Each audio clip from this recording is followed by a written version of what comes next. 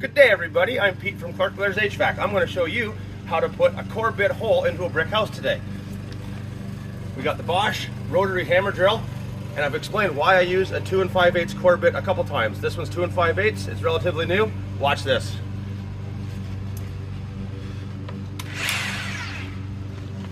I've already selected my height.